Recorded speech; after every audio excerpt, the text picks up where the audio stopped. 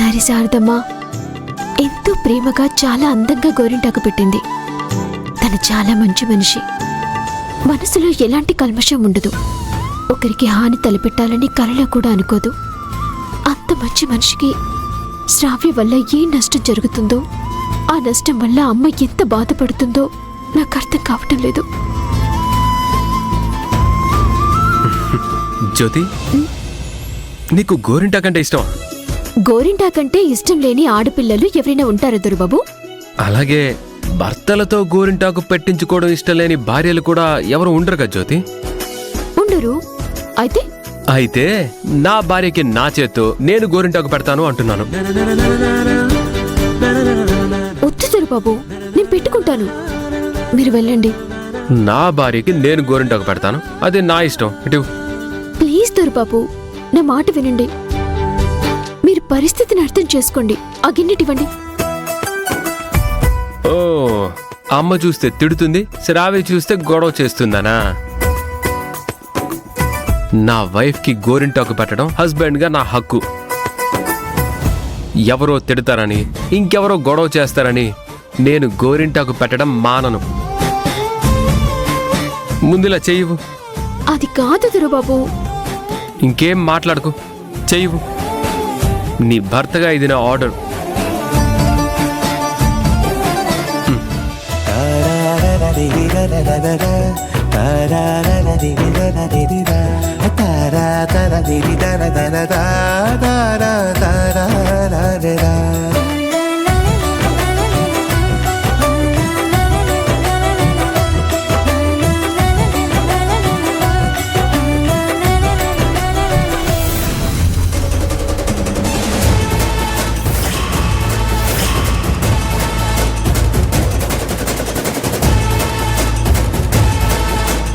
రాజీవ్, నేను అడిగితే ఎక్కడికి రావు. నేనేది అడిగినా చేయవు. దీనికి మాత్రం గోరింటాకు పెడతావా? వీళ్ళింత హ్యాపీగా ఉంటే నేనెందుకు కోరుకుంటాను? చెడగొట్టి తీరుతాను.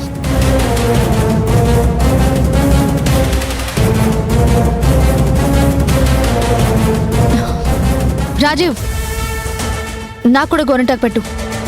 నేను పెట్టను. ఎందుకు పెట్టావు రాజీవ్? నిలదీస్తావేంటి శ్రావ్య? నాకిష్టం లేదు. జ్యోతికి గోరింటాకు పెట్టడానికి ఉన్న ఇంట్రెస్ట్ నాకు పెట్టడానికి ఎందుకు లేదు? నీకు నేను భార్యనన్న సంగతి మర్చిపోకు.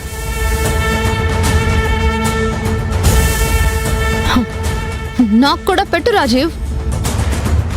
ఇప్పుడు శ్రావ్య ఏ గొడవ చేస్తుందో ఏమో.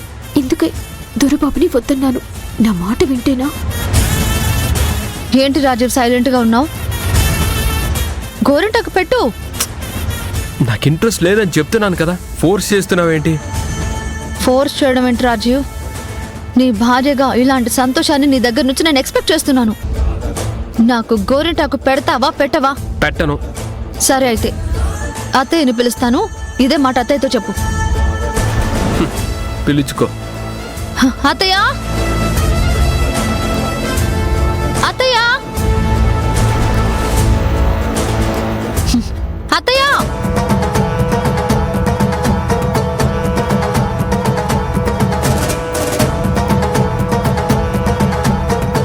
అత్తయ్య, ఆగు శ్రావ్య.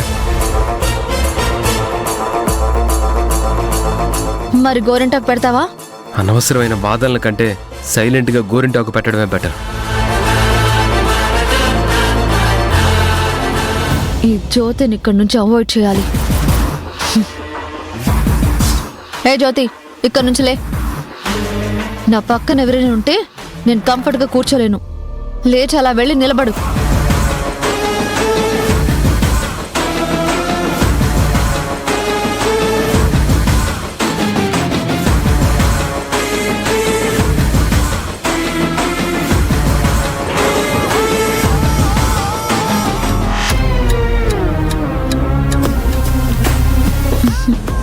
రాజీవ్, గోరింటాకు పెట్టు.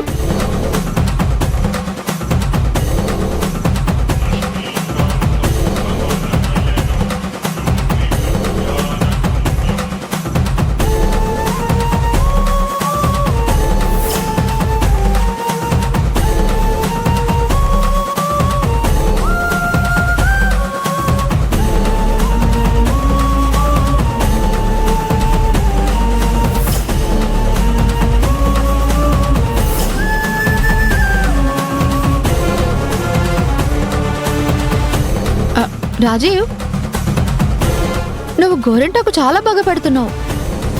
నీకు ఈ టాలెంట్ కూడా ఉందని నాకు తెలియదు. ఎక్కడ నేర్చుకున్నావు? నిన్నేదడిగినా ఆన్సర్ చేయవేంటి రాజీవ్ నువ్వు? గోరింటాకు పెట్టమన్నావు, పెడుతున్నాను. ఇలా డిస్టర్బ్ చేసావంటే నేను వెళ్ళిపోతాను. వద్దు, పెట్టు.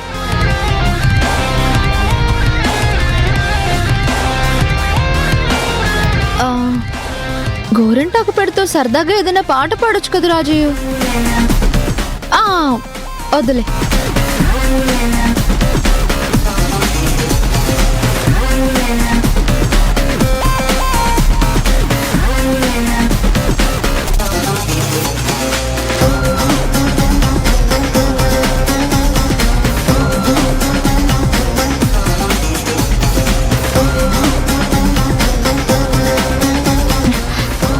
ఎరా రాజీవ్, నేను చూస్తున్నది నిజమేనా? నువ్వు శ్రావ్య చేతికి గోరింటాకు పెడుతున్నావా? నాకు చాలా హ్యాపీగా ఉందిరా.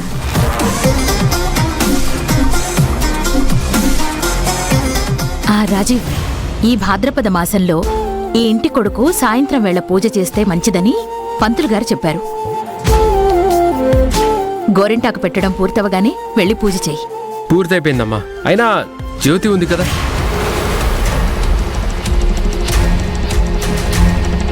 జ్యోతి పూజ చేస్తుందిలేమ్మా.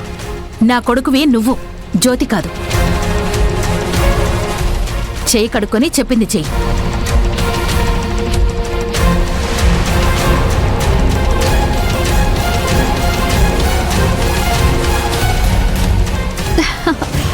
హ్యాపీనా శ్రావ్య? చాలా హ్యాపీ అత్తయ్య.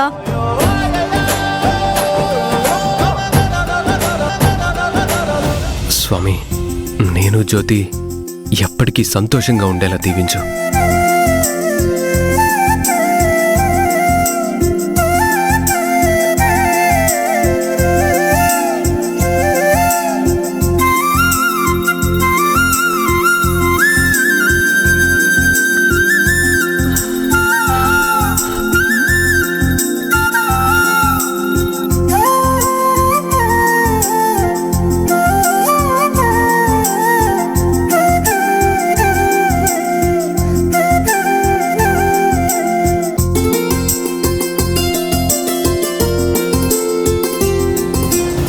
పూర్తయిందా దొరబాబు? ఇప్పుడే అయిపోయింది జ్యోతి. భలే వారే దొరబాబు, పూజ చేసి బొట్టు పెట్టుకోలేదండి. అయ్యో, మర్చిపోయాను జ్యోతి. సర్లే, అయిపోయింది కదా, నో మోర్ ఫార్మాలిటీస్. అలా ఉండకూడదు దొరబాబు, ఇప్పటికైనా పెట్టుకోండి. రాజీవ్కి నేను బొట్టు పెడతాను. అయ్యయ్యో, చేతికి నువ్వు పెట్టిన గోరింటాకు ఉంది రాజీవ్. దీన్ని వాష్ చేసుకోవాలంటే మనసు రావడం లేదు. పైగా చెయ్యి ఎంత పండితే అంత ప్రేమ నీ మీద నాకున్నట్టు. శ్రావ్యకిప్పుడు రిటార్ట్ ఇద్దాం. దొరబాబు, మీకు నేను బొట్టు పెడతాను. నువ్వు మాత్రం ఎలా పెడతావు జ్యోతి? నీ చేతికి కూడా గోరింటాకు ఉంది కదా.